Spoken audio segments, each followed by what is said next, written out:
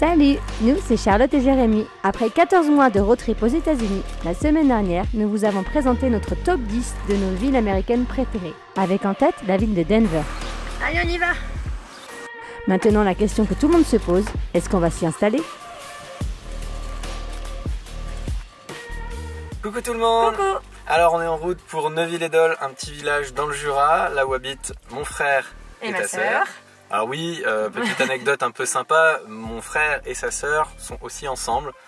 Il n'y a rien de sanguin là-dedans, tout va bien. Il n'y a rien d'illégal, tout va bien. Donc on va chez eux pour quelques jours pour profiter un peu de la famille. Le truc marrant d'ailleurs, c'est que là où on va, en fait, c'était anciennement la maison de ma grand-mère, c'était un vieux moulin. Et en fait, ils l'ont racheté. Et le truc encore plus sympa, c'est que c'est là où on s'est mariés.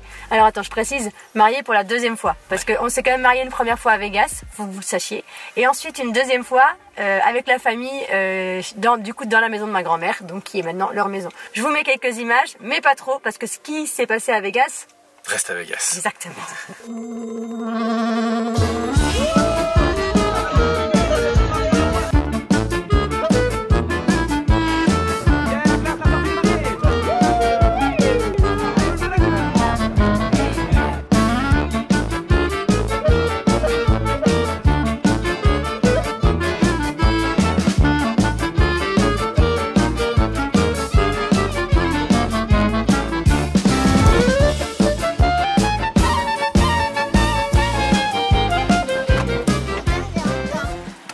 Pas partir sur la baguette.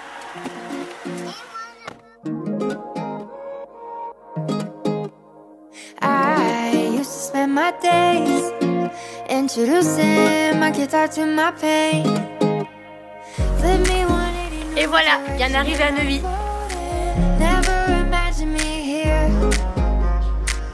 Bon, sinon, assez parlé du mariage, on va répondre à votre question. Alors, Denver, on s'y installe? Bah en fait, non. Non.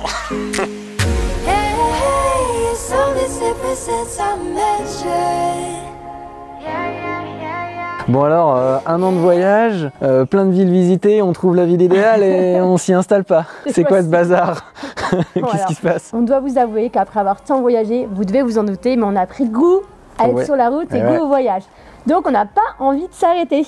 Maintenant, on ressent quand même le besoin d'avoir un pied-à-terre quelque part, un endroit où se poser de temps en temps, parce que c'est vrai qu'on a besoin d'avoir un chez nous quelque part. Voilà. En plus de ça, légalement, il faut être domicilié quelque part. Il faut bien avoir une adresse, vous êtes obligé pour vous domicilier, ne serait-ce que pour les impôts et tout ça. Par contre, du coup, ça n'a aucun sens de rester domicilié en Californie. C'est l'État le plus cher des États-Unis dans tout, au niveau des impôts, au niveau de tout. Donc autant aller quelque part de moins cher. Et en plus de ça, mon bureau qui est à Los Angeles va bientôt fermer, puisque du coup nos équipes vont devenir vraiment 100% travail à distance. Donc de toute manière, il faut qu'on déménage.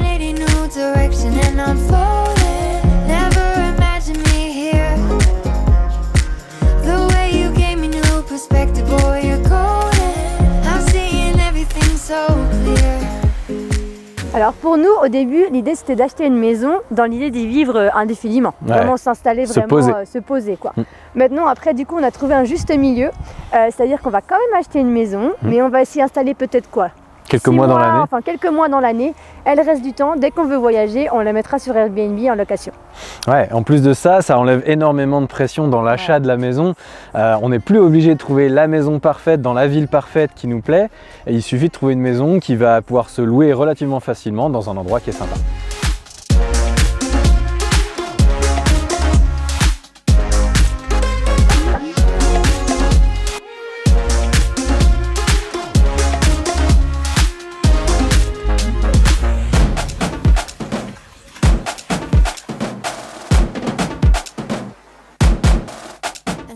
Bon alors, acheter une maison, c'est bien beau, mais où? On a regardé un peu notre top 3. Donc Denver, le problème, c'est que c'est trop cher en fait.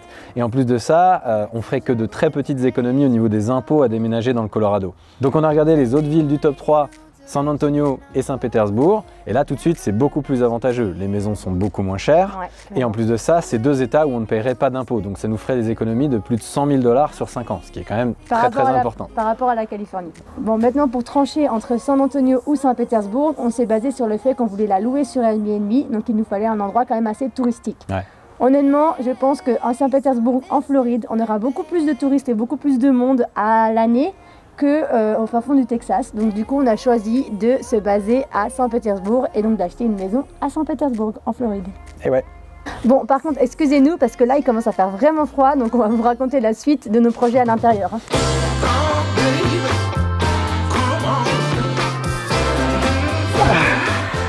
Tout de suite, ça va mieux. Alors l'idée, oui, on va aller à Saint-Pete. Par contre, ce qu'on va faire, c'est qu'on va profiter du trajet entre la Californie et Saint-Pétersbourg en Floride pour faire un deuxième road trip. Et ouais, voir un peu toutes les choses qu'on n'a pas vues dans le premier tour. Exactement. Les parcs de l'Ouest, l'Arizona, l'Utah, le Grand Canyon, les grands parcs, les Arches, repasser un peu par Austin, parce que c'est une ville qui nous a plu et qu'on a visité pendant le Covid et qu'on a envie d'en voir plus. J'ai envie de boire un coup. On va en profiter pour passer par l'Oklahoma et puis se diriger tranquillement vers la Floride. Sinon, par rapport à ce qui va se passer dans les prochaines semaines, dimanche prochain, il n'y aura pas de vidéo puisque c'est la dernière semaine où on peut vraiment profiter de la famille avant de rentrer. Ouais. Par contre, on se retrouve le 19 février pour une vidéo sur les taxes et les impôts américains. Comment ça marche les impôts aux États-Unis, un point de vue global et par État, et puis un peu les impôts sur le revenu, les impôts, la TVA, tout ça, tout ça. En gros, où faut s'installer pour faire des économies. Ensuite, après ça, donc nous, on va partir le 20 février, on retourne aux États-Unis. On fait un petit crochet du coup par la Floride pour aller un peu confirmer la bonne impression ou pas, visiter quelques maisons, rencontrer l'agent immobilier. Et début mars, on sera de retour à Los Angeles pour récupérer notre toutou et notre voiture et direction le road trip. Donc plein de bonnes choses pour 2022. Donc si vous êtes partant pour faire un deuxième tour avec nous, abonnez-vous sur la chaîne YouTube et sur les autres réseaux sociaux. Petite parenthèse, sur Instagram, on n'a pas disparu, enfin on espère. Instagram a désactivé notre compte pour le moment sans raison, c'est une erreur sûrement. Donc on essaie de le récupérer et on vous tient au courant dès qu'on a des nouvelles. Et si jamais on devra créer une autre page, on espère que vous nous rejoignez sur la nouvelle page. Voilà. On vous fait plein de gros bisous et on vous voit du coup dans 2 semaines. À bientôt. Salut tout le monde.